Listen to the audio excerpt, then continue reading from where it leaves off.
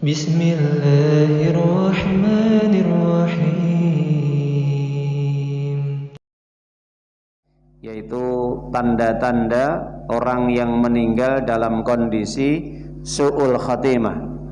Jadi orang yang meninggal dunia dalam kondisi su'ul khatimah. Oleh sebab itu, para jamaah, bapak-bapak, ibu-ibu yang dimuliakan oleh Allah Subhanahu wa taala, maka kalau kita kembali kepada apa yang telah disampaikan oleh Nabi kita, yaitu Nabiullah Muhammad Rasulullah sallallahu alaihi wasallam, beliau senantiasa mewanti-wanti kepada kita agar senantiasa kita memohon hidayah, memohon bimbingan, memohon rahmat Allah, memohon taufiknya, pertolongannya, agar kita senantiasa diwafatkan dalam kondisi Islam, dalam kondisi hati kita tetap di atas iman tauhid, dan senantiasa kita untuk menjaga amaliyah-amaliyah kita sebagai seorang mukmin, yaitu kewajiban sholat dan kewajiban-kewajiban yang lainnya.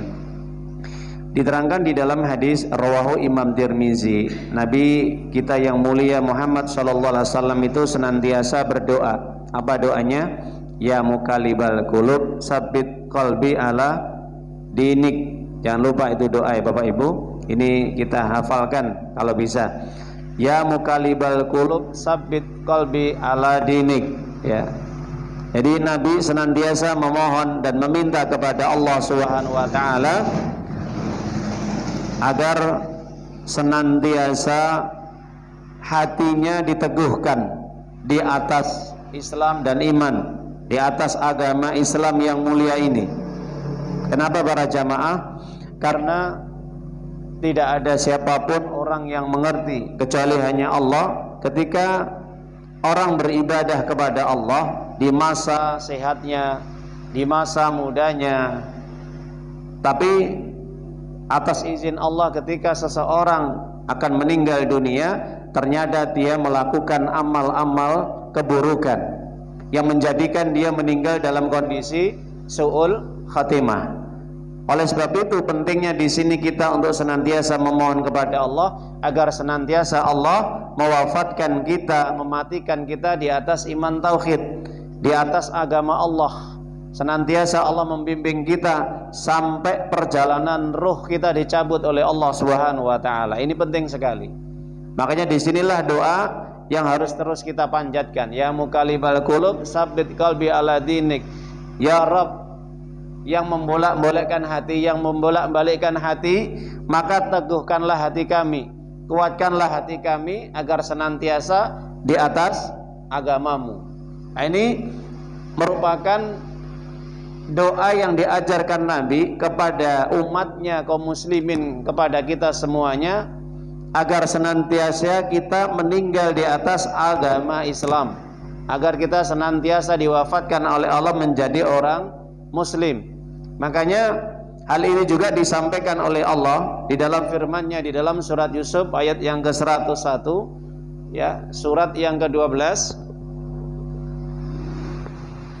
yang dimana Allah Subhanahu wa taala sudah menjelaskan yang pernah kita sampaikan, yaitu setiap kita menyampaikan ilmu, maka di dalam surat Yusuf surat yang ke-12 ayat yang ke-101 ini Allah mengajarkan kepada Nabi Yusuf alaihissalam dan mengajarkan kepada Nabi Muhammad sallallahu alaihi wasallam dan juga kepada para rasul-rasul agar senantiasa diwafatkan di atas Islam.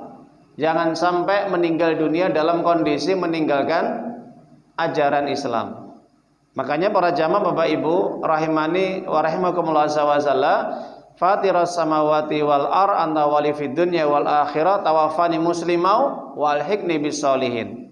Maka kita memohon kepada Allah, kalau kita membaca di dalam surat Yusuf surat yang ke-12, nanti di rumah dibuka ayat yang ke-101 di pertengahan ayat sampai akhir ayat, ya. Apa kata Allah Subhanahu wa taala? Fatiras samawati wal ar. Ya Tuhan, ya Rabb, yang dimana Engkau telah menciptakan langit dan bumi ini, maka wahai Rabb, wahai Tuhanku, Engkau adalah sebagai apa? Wali yang menjaga agamaku, yang menjaga kehormatanku, yang menjaga hartaku, yang menjaga keluargaku, yang menjaga semua apapun yang aku miliki, dan juga menjaga saudara-saudaraku kaum muslimin. Jadi ini merupakan doa kita memohon kepada Allah untuk meminta penjagaan, memohon perlindungan, pemeliharaan agar Allah senantiasa menjaga semua apa yang kita miliki, memelihara semua apa yang kita miliki di dunia ini, entah itu keluarga, entah itu harta, ya, entah itu apapun yang kita miliki. Bahkan yang paling terpenting adalah kehormatan dan agama. Allah senantiasa agar melindungi, menjaga dan memelihara agama kita. Jangan sampai agama kita ini lepas dari diri kita. Jadi para jamaah Bapak Ibu yang dimuliakan Allah Subhanahu wa taala, ini penting sekali. Bahkan sebagian ulama mengatakan juga tidak terlepas untuk penjagaan dari apa? Segala godaan syahwat dan syaitan yang menggelincirkan dari kebenaran. Bisa jadi orang saat ini berbuat amal kebaikan, amal soleh, amal ketaatan, rajin ibadah, tapi di ujung akhir hayatnya ketika dia meninggal dunia, maka Allah berpaling darinya, Allah meninggalkannya, Allah tidak mempedulikannya. Kenapa? Karena dia telah melakukan perbuatan yang sangat dibenci oleh Allah, yaitu perbuatan kekufuran, kesyirikan. Ini dosa yang paling dibenci oleh Allah Subhanahu wa taala. Sebagian ulama juga mengatakan agar senantiasa diberi kecukupan hidup. Jadi para jamaah Bapak Ibu, kalau orang semasa hidupnya dia senantiasa dekat kepada Allah, banyak dia berdoa kepada Allah, memohon ampunan kepada Allah, banyak bertobat, dan juga dibarengi dengan amal-amal kebaikan, amal saleh, maka insya Allah Allah akan menjaga dirinya, Allah akan mencukupkan rezekinya. Makanya Allah SWT berfirman di dalam surat At-Talaq, di dalam surat At-Talaq, surat yang ke-64. Apa kata Allah Subhanahu wa taala ayat yang kedua dan ketiga? Wa may yattaqillaha yaj'al makhraja wa yarzuqhu min haitsu la yahtasib. Wa may tawakkal 'ala Allah fa huwa hasbuh.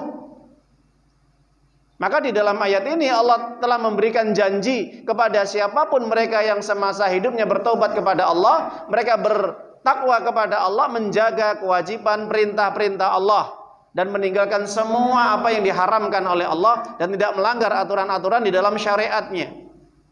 Siapapun mereka yang bertakwa kepada Allah, tidak pandang bulu, entah mereka adalah orang miskin, entah mereka adalah orang yang tidak memiliki jabatan, kekuasaan, status sosial, mungkin anggapannya dia adalah orang yang rendah.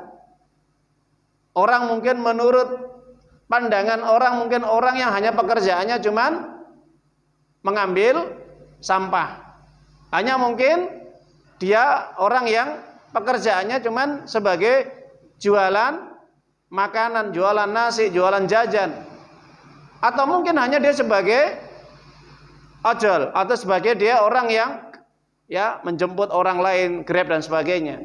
Tapi di satu sisi dia tetap orang-orang yang menjaga agama Allah, senantiasa ingat kepada Allah dimanapun keadaannya, dalam kondisi apapun. Masya Allah, ini orang yang paling mulia di hadapan Allah.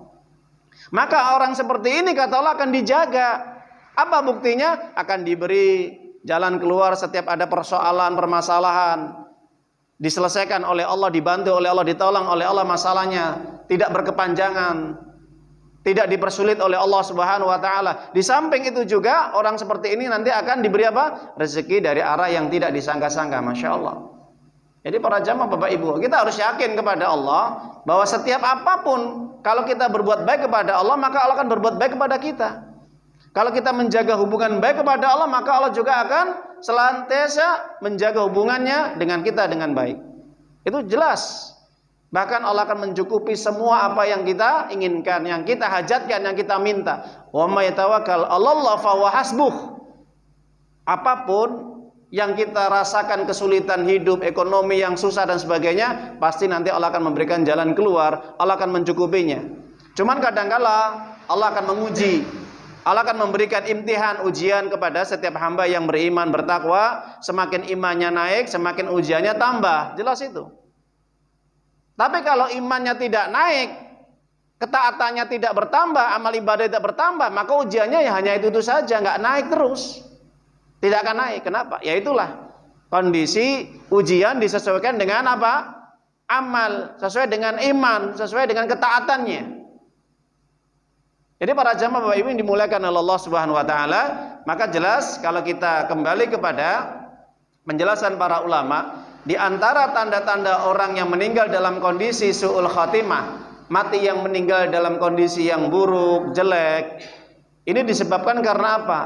Karena su'ul i'tiqad, fasadul i'tiqad, rusaknya keyakinan, jeleknya imannya. Ini yang pertama, ini bahaya sekali para jamaah Bapak Ibu. Hati-hati ya.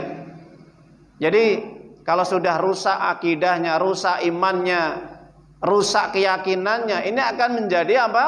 Terhapus seluruh amal ibadah yang dia kerjakan. Makanya Allah Subhanahu wa taala turunkan di dalam surat Furqan. Di dalam surah Al-Furqan surat yang ke-25 ayat yang ke-23, apa kata Allah? Wa qadimna ila ma amilu min amalin faja'alna min haba'an mantsura. Allah menjanjikan, Allah juga akan memberikan ketegasan, Allah memberikan peringatan secara tegas. Apa kata Allah?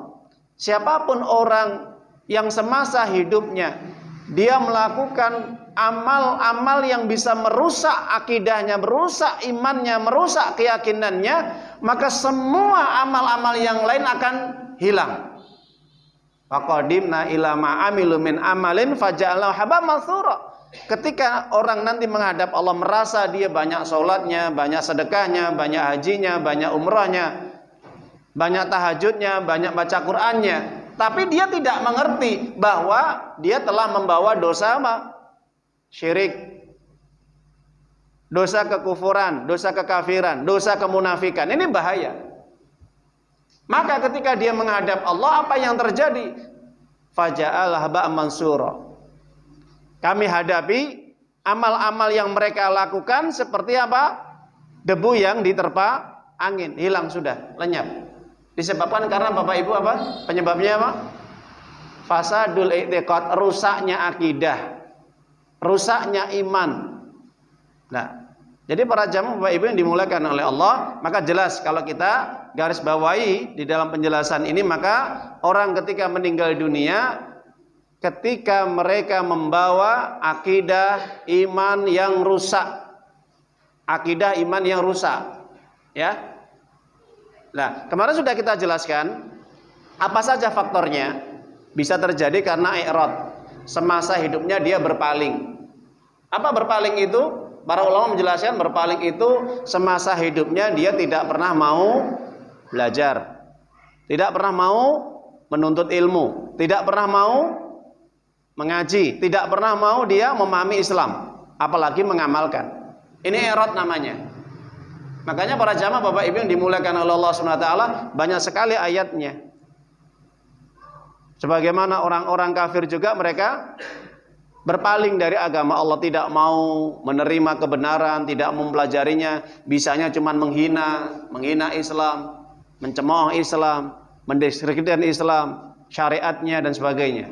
Kita lihat orang-orang ahlul kitab, Yahudi wa Nasrani, selalu mereka memfitnah ajaran-ajaran ya syariat yang dibawa oleh Nabi Muhammad sallallahu alaihi wasallam. Itu dianggap ajaran fundamental, dianggap ajaran keras, ajaran ini dan sebagainya. Makanya para jamaah Bapak Ibu, maka jelas ini rusaknya akidah disebabkan karena mereka berpaling, tidak mau belajar. Atau mereka juga mengikuti berita-berita yang tidak benar, sehingga menyebabkan dia tidak mau mempelajari Islam, tidak mau mendekat dengan orang-orang yang ahlul ilmi. Nah ini pengaruh juga. Hati-hati di medsos dan sebagainya. Nah ini bertebaran berita-berita yang hoax. Dan juga berpaling disebabkan karena apa? Tidak mau menerima di antara salah satu perintah atau hukum Islam. Ini berpaling juga. Makanya Allah katakan, alam tara ilal ladzina utul kitaba nasibum minal kitaba yud'auna ila kitabillahi yahkumu bainahum tsumma yatawalla fariqum minhum wa mu'ridun. Apa kamu tidak melihat, memperhatikan sebagian ahlul kitab yang dimana mereka ketika diseru, diajak untuk kembali kepada kitab Allah, Al-Quran, mereka angkuh, mereka tidak mau menerima dan mereka berpaling. Berpaling para jamaah Bapak Ibu. Ini i'rad, ini berpaling. Ini rusak akidahnya. Jadi kalau ada orang yang berpaling, maka jelas rusak ini akidahnya. Maka ini menyebabkan dia meninggal dalam kondisi su'ul khatimah, akhir kehidupannya yang buruk, karena semasa hidupnya dia berpaling. Yang kedua juga faktor yang menyebabkan rusaknya akidah apa kata para ulama, yaitu adalah al-istikbar, kibr, sombong. Orang yang sombong pasti dia menjadikan apa? Terhalangi untuk mendapatkan hidayah, mendapatkan kebenaran. Sombong dalam hatinya. Makanya para jamaah, karakter orang sombong itu biasa dia tidak mau mendengarkan, tidak mau dia menerima nasihat, petuah atau peringatan. Ini orang yang sombong. Nah, ini dijelaskan di dalam Al-Quran surat Luqman, surat yang keberapa? 31 ayat yang ke-7, nanti dibuka para jamaah Bapak Ibu nggih. Nah, faktor ya menyebabkan orang itu rusaknya akidah, rusaknya keyakinan dan iman seseorang sehingga dia mati dalam kondisi su'ul khatimah adalah ada sifat sombong. Maka Allah tegaskan di dalam Al-Quran surat Luqman ayat yang keberapa? 7. Wa idza tusla alai ayatuna walla mustakbiran ka'allam yasma'ha ka'anna fi udunai waqra fabashiru bi'adzabin alim. Apa kata Allah? Tatkala kami bacakan, kata Allah, ayat-ayat kepada mereka. Siapa mereka? Adalah orang-orang kafir, orang-orang musyrik. Ketika kami bacakan ayat-ayat kepada mereka, maka apa yang terjadi? Walla mustakbira, mereka berpaling dan menyombongkan diri. Ka'allam yasma'ha, seakan mereka tidak mendengar peringatan Allah. Mereka nggak mau mendengarkan peringatan Allah. Ka'anna fi uduni waqra, dan di telinga mereka itu ada sumbatan. Ya. Jadi para ulama ketika mengatakan waqra itu adalah apa? Sumbatan di sini mereka setiap mendengarkan azan, mendengarkan orang baca Quran, mendengarkan ceramah, mendengarkan nasihat, itu selalu ditutup telinganya.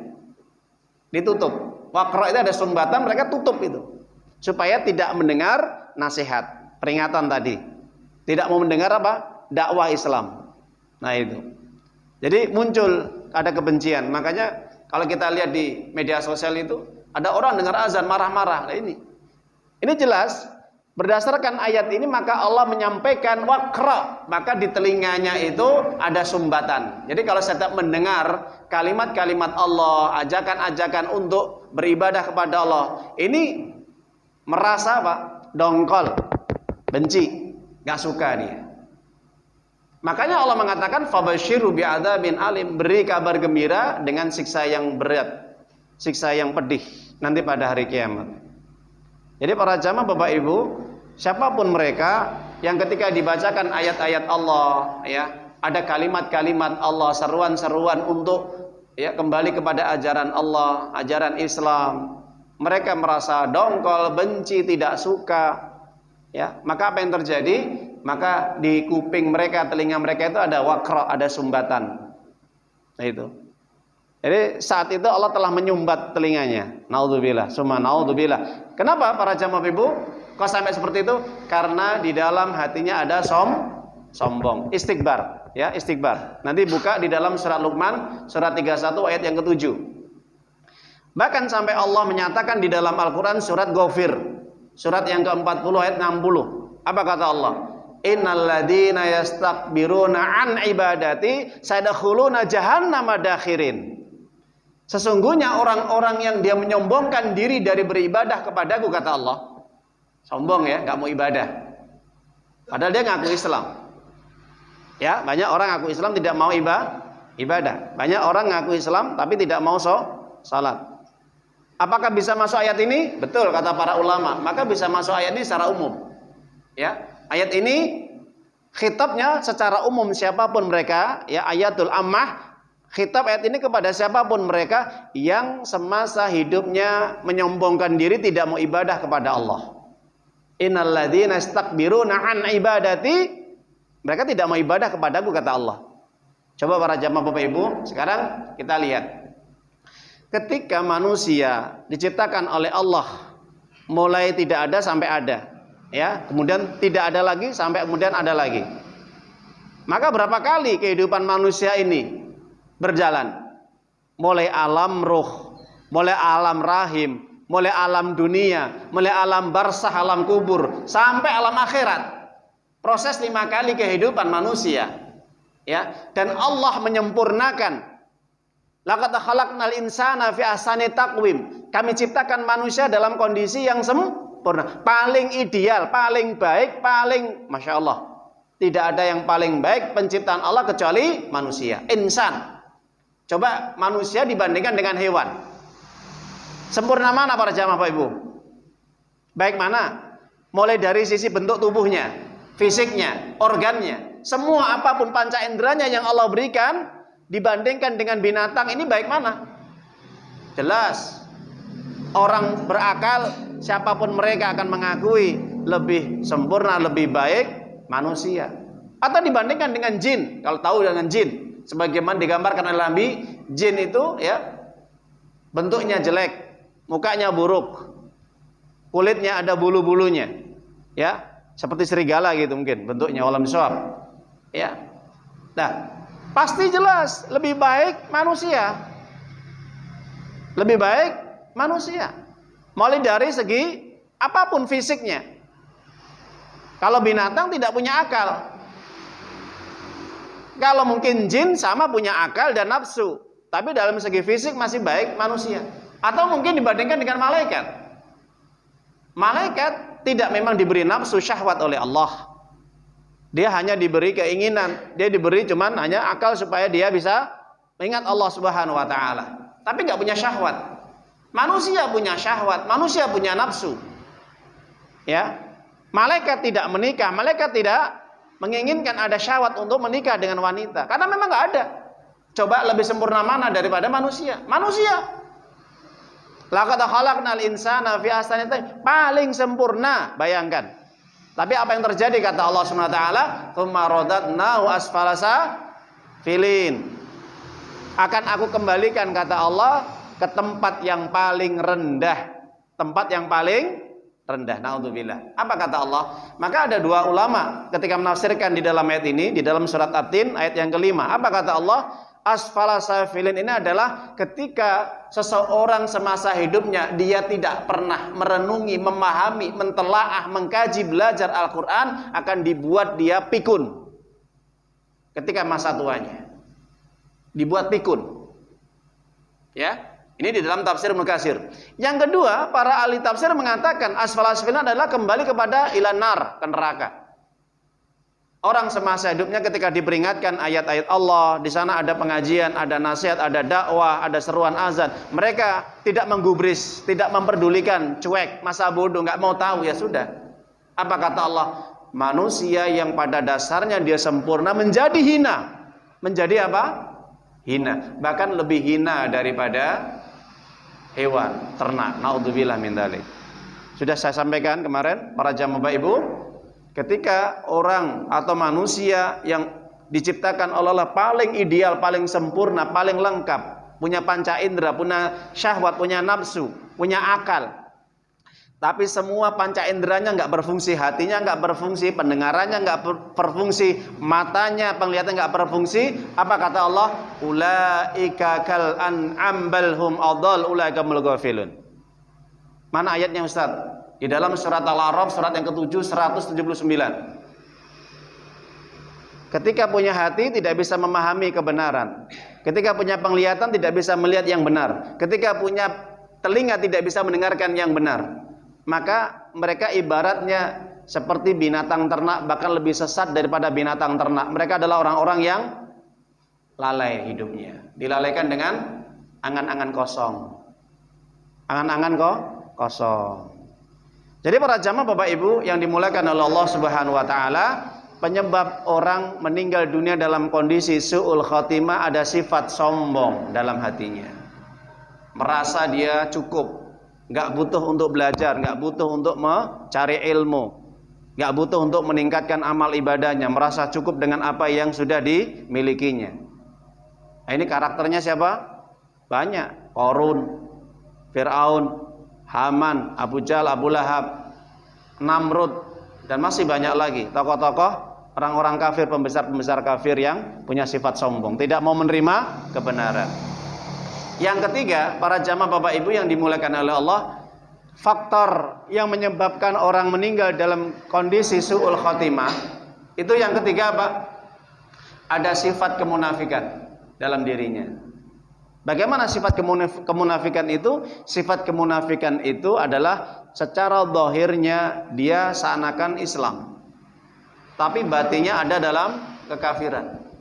Membenci syariat Allah, membenci ayat-ayat Allah, membenci sunnah Rasul, hadis-hadis Nabi, membenci kaum muslimin, membenci para ulama ahli tauhid, membenci para rasul, para nabi Allah. Apapun yang itu datangnya dari Allah itu tidak disukai. Itu hatinya ada kekafiran, itu kemunafikan. Para jamaah Bapak Ibu, orang yang seperti ini jelas meninggal dunia dalam kondisi munafik, atau dia ini menjadi bunglon di hadapan orang beriman, dia ngaku beriman, ngaku baik ya, tapi di belakang orang mukmin sangat benci, dongkol, nggak suka dia, dengki, iri ya, berusaha untuk mengadu domba, berusaha untuk memusuhi, memfitnah dan sebagainya. Ini orang munafik. Maka kalau kita membaca Al-Quran surat Al-Baqarah mulai ayat 8 sampai ayat yang ke-20, 8 sampai ayat 20 itu menceritakan sifat orang munafik. Berapa ayat? 13 ayat. 13 ayat. Itu sifat orang-orang munafik. Kalau orang kafir hanya 2 ayat. Ayat yang ke-6 dan 7. Mulai innalladzina kafaru sawaun alaihim anzartam am lam tunzirum la yu'minun khatamallahu ala qulubihim wa ala sam'ihim wa ala absarihim ghishawatu wa lahum adzabun adzim. Mulai itu 2 ayat itu orang kafir. 1 sampai 5 itu orang mukmin, sifat orang mukmin. Lengkap ya. Jadi Allah saja mengawali di dalam surat Al-Baqarah, surat sapi betina ini, mengawali, mengkisahkan, menceritakan satu ya, ayat kedua sampai ayat yang kelima itu sifat orang mukmin. Ayat yang ke-6 sampai ayat ke-7 itu sifat orang kafir. Cuman 2 ayat, nggak dibahas banyak sama Allah. Karena nanti surat-surat yang berikutnya banyak karakter orang kafir. Tapi dalam satu surat aja sudah 13 ayat sebagai pengawalan menceritakan bagaimana karakter sifat orang munafik. Ayat 8 sampai ayat 20. Mulai berbohong, berdusta di hadapan Allah, di hadapan orang mukmin. Ada penyakit dalam hatinya, tambah lagi sama Allah penyakitnya. Jelas nggih, Bapak Ibu para jamaah? Subhanallah, ini 13 ayat ya. Coba, ini menunjukkan begitu Allah sangat murka dan bencinya kepada orang munafik. Makanya para jamaah Bapak Ibu yang dimuliakan oleh Allah Subhanahu wa taala, di antara sifat orang munafik ini, kalau di dalam Al-Qur'an kita bisa buka di dalam surat An-Nisa ya. Surat An-Nisa surat yang keempat ayat 61. Apa kata Allah? Wa idza qila lahum ta'alu ila ma anzalallahu wa ila rasul ra'aitul munafiqin yashudduna anka sududa. Apabila dikatakan kepada mereka orang-orang siapa? Munafik. Kembali kepada agama Allah yang benar. Kembali kepada apa yang Allah turunkan Al-Quran dan Sunnah Nabi. Kembali kepada hukum Allah, Al-Quran dan Sunnah Rasul Sallallahu Alaihi Wasallam. Apa? Engkau akan melihat orang-orang munafik itu yasudduna angka sududa. Mereka menghalang-halangi dengan cara apapun supaya gagal. Jadi orang munafik itu pada dasarnya nggak senang dengan syariat Allah, nggak senang dengan aturan Allah yang Allah turunkan. Ajaran Islam ini nggak senang. Kenapa? Ngerewoi, menjadi penghalang. Karena orang munafik itu pada dasarnya ingin bebas, nggak mau terikat dengan hukum Allah.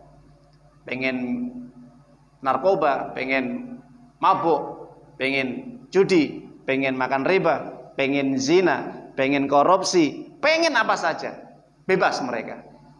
Tidak mau kembali kepada Al-Quran dan Sunnah. Kenapa? Karena itu menjadi penghalang bagi mereka. Makanya mereka berusaha menghalang-halangi dengan sekuat tenaga. Berusaha untuk jangan sampai aturan Allah, Al-Quran dan Sunnah ini berjalan di tengah masyarakat. Mengatur kehidupan manusia jangan. Karena kalau manusia baik, dia nggak bisa bebas. Jelas ya, para jamaah Bapak Ibu. Ini surat An-Nisa menegaskan, menggambarkan secara total dari sekian penjelasan orang munafik itu. Pada dasar orang munafik itu adalah menghalang-halangi orang untuk apa? Melaksanakan hukum Allah. Jelas ini ya. Yasudduna angka sududa. Ayat ini turun kepada Nabi Muhammad sallallahu alaihi wasallam. Nabi Muhammad, mereka berusaha untuk menghalang-halangi kamu untuk berdakwah tauhid, untuk menyampaikan Al-Quran, untuk menyampaikan al-hadis sunnah. Mereka berusaha dengan cara apapun. Fitnah-fitnah keji. Itu orang-orang munafik para jamaah Bapak Ibu, ya. Maka orang seperti ini kalau dia tidak bertobat, kata Allah Subhanahu wa taala apa? Jangan disolati. Kalau jelas ya kemunafikannya. Jadi orang munafik itu dibagi menjadi dua. Munafik yang terang-terangan dan munafik yang tidak terang-terangan, yang alaniyah wasiriyah, yang tampil jelas di media, dia terang-terangan. Jadi kalau dia ngomong itu selalu kalimatnya itu pedes, menghujat Islam, menghujat kaum muslimin, menghujat ulama, menghina syariat, terang-terangan. Kalau terang-terangan seperti ini, para jamaah, naudzubillah min dzalik ya, sampai-sampai Allah turunkan di dalam surat apa? At-Taubah. Maka di dalam surat At-Taubah ini Allah terangkan surat yang ke-9 ayat yang ke-84. Nanti Bapak Ibu buka ya di rumah ya. Surat At-Taubah surat ke-9 ayat 84. Apa kata Allah? A'udzubillahi minasyaitonir rajim wa la tusalli ala ahadin minhum mata abada wa la taqum ala qabri innam kafaru billahi wa rasulihi wa matu wa hum fasiqun. Wa la tusalli ala ahadin minhum mata abada. Jangan kamu solati mereka selama-lamanya di atas kuburan mereka. Jangan kamu doakan mereka. Jangan kamu mintakan ampunan untuk mereka. Kenapa? Karena semasa hidup mereka telah kafir kepada Allah dan Rasulnya, dan mereka menjadi orang-orang fasik semasa hidupnya sampai mereka mati. Apa fasik? Keluar dari ketaatan Allah. Itu fasik. Jelas ini ayatnya ya. Ini ayat untuk siapa? Ayat untuk semua orang munafik, siapapun mereka. Jangan kamu sholati mereka, jangan kamu doakan mereka dan mintakan ampunan di atas kuburan mereka selama-lamanya, abadan. Ustadz, kita lihat sejarah Nabi Muhammad SAW. Ayat ini turun ketika Abdullah bin Ubay bin Salul itu meninggal, mati. Nabi kemudian menghampiri kuburannya, ingin mengadakan tangannya ke atas, berdoa. Tujuannya apa Nabi? Memintakan ampunan kepada Allah untuk Abdullah bin Ubay bin Salul. Siapa Abdullah bin Ubay bin Salul? Bapak Ibu, kita harus paham sejarah nggih. Abdullah bin Ubay bin Salul adalah dia tokoh di Madinah. Sebelumnya adalah tokoh orang Yahudi. Kemudian ketika hijrahnya Nabi Muhammad SAW ke Madinah, dia pura-pura jadi Islam. Pura-pura jadi baik. Di depan Nabi baik, soleh, ya sholat jamaah, ya hadir di pengajian Nabi, ya ikut perang tapi di paling belakang. Tapi selalu dia menimbulkan fitnah, menebarkan berita hoax, menebarkan sesuatu yang tidak baik, mengadu domba antara Nabi dengan kaum muslimin, atau kaum muslimin dengan kaum muslimin, atau antara muhajirin dan ansor. Itu terus perbuatan Abdullah bin Ubay bin Salul terus seperti itu. Sampai-sampai Umar bin Khattab itu geram. Geramnya bagaimana? Ya Rasulullah, aktulu unuqahu, akan tebas kepalanya kalau dia seperti itu. Kalau engkau izinkan ya Rasulullah, bagaimana kalau tak pancung kepalanya? Apa kata Rasulullah SAW? La taf'ul, jangan kau kerjakan wahai Umar. Kenapa? Kalau seandainya yatahadatsal Arab anna Muhammad qatal ashabahu, kalau aku izinkan kamu membunuh dia, maka bagaimana nanti kondisi masyarakat di Madinah secara umum di Arab? Loh, Muhammad membunuh sahabatnya sendiri, Muhammad membunuh temannya sendiri.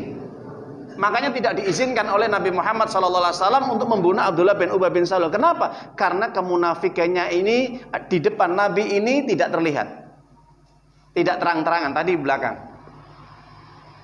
Maka secara hukum para ulama menyimpulkan dilarang membunuh orang munafik yang tidak terang-terangan. Tidak terang-terangan, nggak boleh. Ya, biar Allah yang menghukumnya nanti. Allah yang akan mengazabnya di neraka yang paling bawah. Orang munafik tempat tinggalnya yang paling bawah.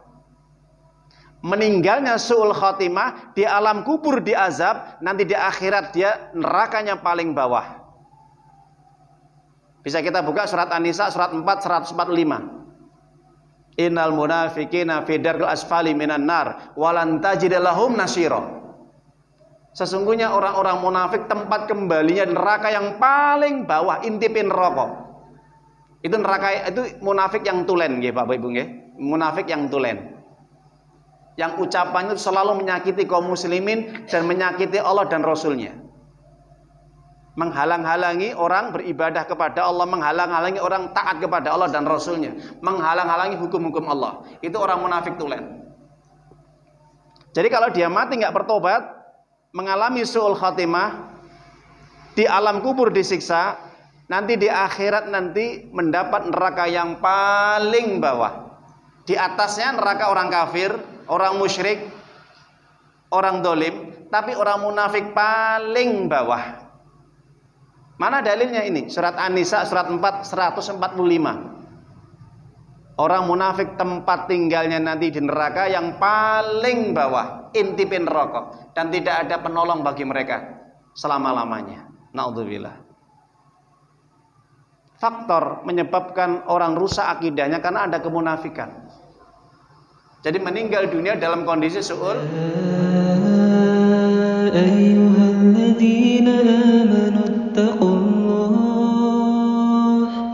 ittaqullaha haqqa tuqatih wa la tamutunna